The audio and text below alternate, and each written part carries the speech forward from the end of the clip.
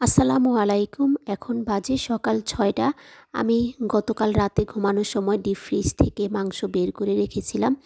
আর এখন আমি সকাল সকাল মাংসটা সুন্দর করে গরম করে নিচ্ছি। আর আরেক চুলায় আমি ২টো ডিম সিদ্ধ দিয়েছি আমার জন্য আর মেয়ের জন্য। আমরা দুজনে খেয়ে বের হয়ে যাব। আমরা যেখানে যাচ্ছি আমাদের ১০টার মধ্যে থাকতে হবে, তাই তাড়াতাড়ি বের হয়ে গেলাম। আর দুপুরে খাবার দাবারও কিছুটা রেডি করতে হবে, কারণ ছেলে আর ছেলের বাবা বাসায়।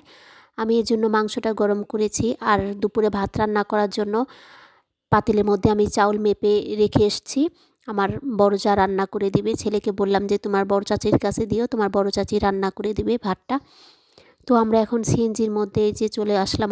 আমরা চলে আসছি নর্থ সাউথে মেয়েকে ভর্তি করার জন্য। আলহামদুলিল্লাহ মেয়েকে ভর্তি করতে পারলাম। সবাই আমার মেয়েটার জন্য দোয়া করবেন। আমরা মা মেয়ে দুজনেই কিন্তু নর্থ সাউথে একাই আসতে পারবো, কিন্তু সাহস নাই একা চলাফেরা করার। তাই কিন্তু আমার পাশে আমার আব্বু বসে আছে। আমার আব্বু সবসময় আমাদের পাশেই থাকে। যেখানে যাই আব্বুকে নিয়ে যায়। আমার আব্বু বয়স্ক মানুষ, তা কষ্ট হয়, কিন্তু তাও আব্বু আর আমার হাজব্যান্ড দুজনেই আমাকে একা ছাড়বে না। তো সবসময় আব্বুকে নিয়েই চলাফেরা করি, অথবা হাজব্যান্ডকে নিয়ে চলাফেরা করি। যেখানেই যাই একা একা যাওয়ার সাহস নাই।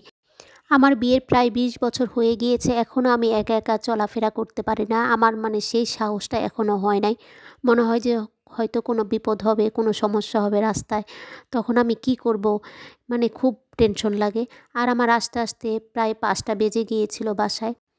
এখন হচ্ছে রাতের বেলা আমি সিম আর আলু আজকে ভর্তা বানাবো, দুটোটা একসাথে। আমি এর জন্য সিম আলু সাথে একটু লবণ দিয়ে নিয়েছি, কারণ আমার জামাইয়ের প্রেশার, লবণ খাওয়া ঠিক না, কাঁচা লবণ। এজন্য আমি সিমের সাথেই লবণ দিয়ে দিয়েছিলাম। এখন মজা করে ভর্তাটা বানাচ্ছি। আর ভর্তাটা বানাতে বানাতে আমার ক্ষুধা লেগে গিয়েছে। মনে হয় যে এখনই ভাত খেয়ে ফেলি। আসলে আমি দুপুরে আমরা আসতে আসতে ৫টা বেজে গিয়েছিল, তখনও ভাত খেয়েছিলাম মাংস দিয়ে, আমার ভালো লাগে নাই। এখন ভর্তাটা বানানো অবস্থায় আমার ক্ষুধা লেগে গিয়েছে, তাই আমি এখন তাড়াতাড়ি ভাত খেয়ে নিব। আজকে এ পর্যন্তই। আল্লাহ হাফেজ।